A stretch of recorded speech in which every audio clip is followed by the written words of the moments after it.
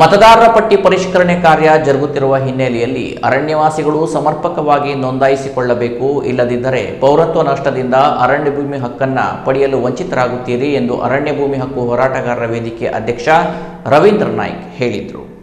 ಮತದಾರರ ಪಟ್ಟಿ ಪರಿಷ್ಕರಣೆ ಕಾರ್ಯ ಜರುಗುತ್ತಿರುವ ಹಿನ್ನೆಲೆಯಲ್ಲಿ ಅರಣ್ಯವಾಸಿಗಳು ಸಮರ್ಪಕವಾಗಿ ನೋಂದಾಯಿಸಿಕೊಳ್ಳಬೇಕು, ಇಲ್ಲದಿದ್ದರೆ ಪೌರತ್ವ ನಷ್ಟದಿಂದ ಅರಣ್ಯ ಭೂಮಿ ಹಕ್ಕನ್ನು ಪಡೆಯಲು ವಂಚಿತರಾಗುತ್ತೀರಿ ಎಂದು ಅರಣ್ಯ ಭೂಮಿ ಹಕ್ಕು ಹೋರಾಟಗಾರರ ವೇದಿಕೆ ಅಧ್ಯಕ್ಷ ರವೀಂದ್ರ ನಾಯ್ಕ್ ಹೇಳಿದರು.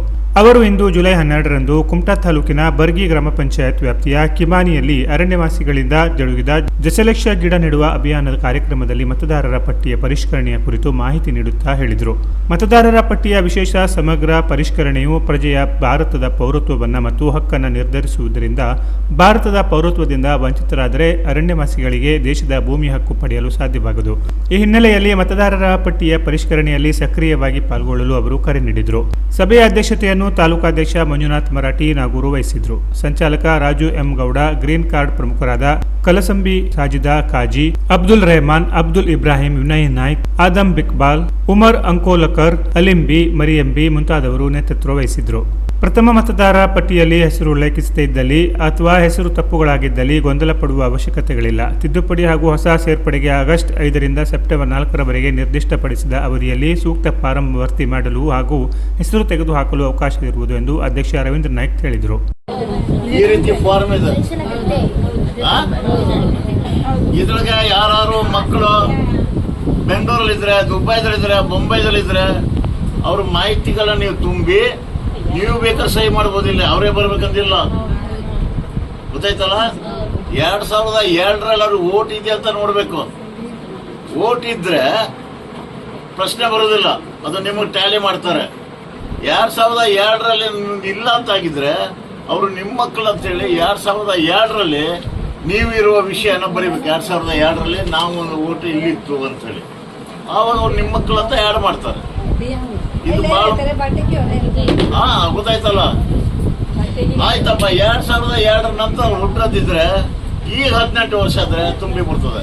ಬರೀ 18 ವರ್ಷ ಆಗ್ಬೇಕಂತಿಲ್ಲ, 4 ತಿಂಗಳು ಕಡಿಮೆ ಇದ್ರು 17 ವರ್ಷ ಆಗಿ 18 ತಿಂಗಳು ಆದ್ರೂ ಸಹಿತ ಈ ಲಿಸ್ಟ್ ಮಾಡಿ ತುಂಬಿಕೊಡ್ಬೇಕು ನೀವು.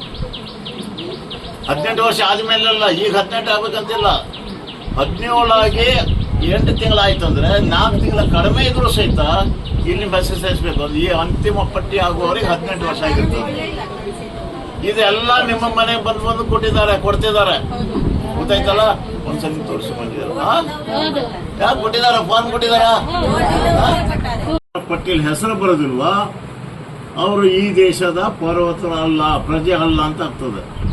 ಅವ್ರು ಪ್ರಜೆ ಅಲ್ಲ ಅಂತ ಆಗಿದ್ರೆ ನಿಮಗೆ ದೇಶದ ಯಾವ ಸವಲತ್ತುಗಳು ಸಿಗುವುದಿಲ್ಲ.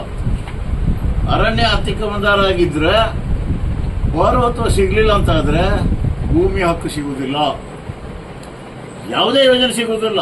ಗ್ಯಾರಂಟಿ ಇರ್ಬೋದು, ಇನ್ನಿತರ. ಹಾಗಾಗಿ ನಾನು ಹೇಳೋದೇನೆಂದರೆ ಅರಣ್ಯ ಭೂಮಿ ಹೋರಾಟದಿಂದ ನಾವು ಇಡೀ ಜಿಲ್ಲೆಯಲ್ಲಿ ಒಂದು ಅಭಿಯಾನ ಮಾಡ್ತಿದ್ದೇವೆ. ಅರಣ್ಯ ಅತಿಕ್ರಮಣದಾರರು, ಅರಣ್ಯವಾಸಿಗಳು ಎಲ್ಲರೂ ಈ ಪ್ರಕ್ರಿಯೆಯಲ್ಲಿ ಪರಿಷ್ಕರಣೆ ಪಟ್ಟಿಯಲ್ಲಿ ಆಸಕ್ತಿಯಿಂದ ಭಾಗವಹಿಸಬೇಕು. ಮತ್ತು ನೀವು ಮತವನ್ನು ಪಡ್ಕೊಳ್ಳೋ ಯೋಗ್ಯತೆ ಪಡೆಯಬೇಕು, ದೇಶದ ಪೌರತ್ವ ಉಳಿಸ್ಕೊಳ್ಬೇಕು. ಯಾರಿಗೆ ಪೌರತ್ವ ಸಿಗುವುದಿಲ್ವ ಅವರಿಗೆ ಅರಣ್ಯ ಭೂಮಿಯ ಹಕ್ಕು ಸಿಗುವುದಿಲ್ಲ. ಈಗ ಒಂದ್ಸಲ ಲೀಸ್ಟ್ ಹೊರಗೆ ಹಾಕ್ತಾರೆ. ಈಗ 5ನೇ ತಾರೀಕಿಗೆ, ಆಗಸ್ಟ್ 5ಕ್ಕೆ ಕೆಲವ್ರ ಹೆಸರು ತಪ್ಪುಗಳಿರ್ತದೆ, ಕೆಲವೊಬ್ರದ್ದು ಹೆಸರು ಬರೋದಿಲ್ಲ, ಅಥವಾ ತಿದ್ದುಪಡಿ ಮಾಡಬೇಕಾಗ್ತದೆ. ಮತ್ತು 1 ತಿಂಗಳ ಟೈಮ್ ಕೊಡ್ತಾರೆ ನಿಮಗೆ, ಆಗಸ್ಟ್ 5ನೇ ತಾರೀಕಿಂದ ಸೆಪ್ಟೆಂಬರ್ 5ವರೆಗೆ. ಅದನ್ನೆಲ್ಲ ಸರಿ ಮಾಡ್ಕೊಳ್ಳೋಕೆ ಸಹಿತ ನಿಮ್ಮ ಅವಕಾಶಗಳು ಇರ್ತದೆ. ಆ ರೀತಿ ಅವಕಾಶಗಳು ಇರ್ತದೆ. ಹಾಗಾಗಿ ನಾನು ಹೇಳೋದೇನೆಂದರೆ ಮತದಾನ ಪಟ್ಟಿಯಲ್ಲಿ ನಿಮ್ಮ ಹೆಸರುಗಳು ಬರಲಿಲ್ಲ ಅಂತಾಗಿದ್ರೆ ನಿಮಗೆ ಯಾವುದೇ ಸವಲತ್ತುಗಳು ಸಿಗುವುದಿಲ್ಲ, ಭೂಮಿ ಹಕ್ಕು ಸಿಗುವುದಿಲ್ಲ, ಅರಣ್ಯವಾಸಿಗಳು ಸಹಿತ ಹಕ್ಕು ಸಿಗುವುದಿಲ್ಲ. ತಪ್ಪೋಯ್ತು ಅಂದರೆ ಗರಿಮೆ ಮಾಡೋ ಅವಶ್ಯಕತೆ ಇಲ್ಲ, ಚಿಂತನೆ ಮಾಡೋ ಅವಶ್ಯಕತೆ ಇಲ್ಲ.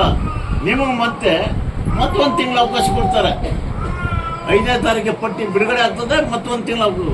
ಆ 1 ತಿಂಗಳಲ್ಲಿ ನೀವು ತಿದ್ದುಪಡಿನೂ ಮಾಡ್ಕೋಬಹುದು, ಸೇರಿಸ್ಕೋಬಹುದು, ಅಥವಾ ಬದಲಾವಣೆ ಮಾಡ್ಬೋದು. ಯಾವುದೇ ರೀತಿ ಸಮಸ್ಯೆಗಳಿದ್ರೂ ಸಹಿತ ನಿಮ್ಮ ಮಾಡ್ಕೊಳ್ಳಿಕ್ಕೆ ಅವಕಾಶಗಳಿರ್ತದೆ. Canara plus news Kumta.